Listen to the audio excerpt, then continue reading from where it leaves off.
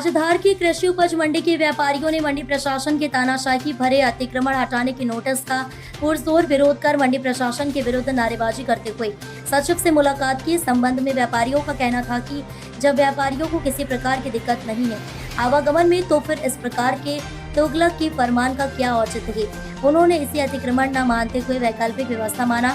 बारिश के समय में माल को सुरक्षित रखने के लिए टीन सेट की आवश्यकता होती है, जो हमने किया है। ये कहीं से भी अतिक्रमण की श्रेणी में नहीं आता है। रही बात पन्ने के सेट लगाकर जो कुछ व्यापारी मंडी में व्यापार कर रहे हैं, इस संबंध में उनका कहना है कि जब मंडी ने उन्हें विधिवत नक्शा स्वीकृत करके अनुमति दी है, तो ये अतिक्रमण की श्रेणी में कैसे आ सकता है। व्यापारियों के इस पुरजोर विरोध के बाद सचिव ने माना कि जब तक वैकल्पिक व्यवस्था नहीं हो जाती, तब तक किसी भी व्यापारी का अतिक्रमण नहीं हटाया जाएगा। ने आज मंडी सचिव से मुलाकात करी, व्यापारियों से सहित करीबन 35 से 40 व्यापारियों को नोटिस दिया और ये नोटिस आज 28वां नोटिस है। मेरा ये कहना है कि बार बार नोटिस दे दे व्यापारियों को डराया धमकाया जाता है, ये कोई तरीका ठीक नहीं है। व्यापारियों को लाइसेंस देते वक्त आपको पिस्तौल लिखते दिया है, उनने व्यवस्था करी और उस व्यवस्था के अनुसार वो व्यापार कर रहे हैं। अगर इसी तरह का व्यापारियों का हेरसमेंट और परेशान करा तो व्यापारी चुपचाप बैठेगा नहीं, ना तो उसने चूड़ियाँ पहन रखी है, अनिश्चित काल के लिए मंडी बंद कर देंगे। और व्यापारियों को वैकल्पिक जब तक व्यवस्था नहीं होती है तब तक हम अतिक्रमण मानते ही नहीं। ये व्यवस्था है, ये अतिक्रमण की भाषा ही चला देती। वैकल्पिक व्यवस्था में क्या हो सकता है? वैकल्पिक व्यवस्था मंडी धरे कुछ भी, उनके बाद है व्यवस्था, सब मंडी का काम है। नहीं, जितनी जगह तो सीमित है, क्या मंडी को स्थानांतरित होना है? स्थानांतरित होना तो लंबा पीरियड है, उसमें तो जमीन मिलेगी या होगी, अड़ोस पड़ोस की जमीन मिल जाए वो अलग चीज है। वैकल्पिक व्यवस्था चल सकती है, मंडी हैदराबाद नहीं पूरी जगह है, उनके पास सेट नए बना सकती है, फड़ बना सकती है नए, उसमें 5-5 व्यापारी 70 व्यापारी तो वो दे दे।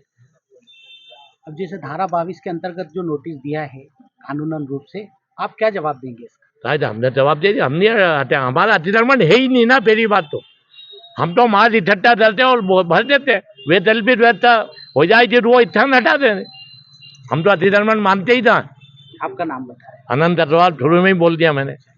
सर, आज अतिक्रमण को लेके जी मंडी की धारा 22 के अंतर्गत व्यापारियों को जो नोटिस दिए गए हैं अतिक्रमण के, क्या है पूरा मामला? ये मामला पूरा है कि अतिक्रमण तो जो है यहाँ पे 20-25 साल पुराना है, पर मुख्यालय के निर्देश है जहाँ जहाँ भी जिस प्रदेश में जिस भी मंडियों में है अतिक्रमण, वो हटाने के निर्देश है। उसी के तर्क में मंडी समिति द्वारा कार्रवाई की जा रही है।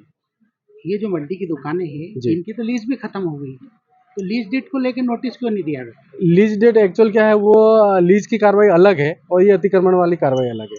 उसका भी मैं दिखवा लूंगा। अगर लीज वास्तव में खत्म हो गई तो उसके खिलाफ भी हम लोग कार्रवाई करेंगे। मंडी के 58 दुकानें 5-5 बार बिक चुकी है, 100 रुपये के स्टाम्प है। मंडी को लाखों रुपए के राजस्व की हानि हुई है। नहीं, लीज वाला मैटर अलग है, अतिक्रमण वाला अलग है। अतिक्रमण वाला के मुख्यालय के निर्देश है, इसलिए केवल धार मंडी में नहीं अन्य मंडियों में भी ये कार्रवाई चल रही है।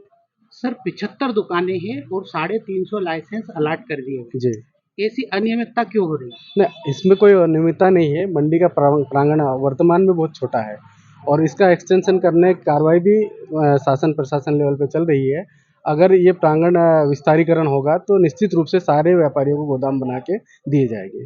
क्या मंडी के जो 58 दुकानें जिनकी लीज समाप्त हो चुकी है, वो व्यापारियों को नहीं दी जा सकती? नहीं, वो 58 दुकानें व्यापारियों को ही दी गई है, मंडी समिति के व्यापारियों को दी गई है, अन्य बाहरी व्यक्तियों को नहीं दी गई है।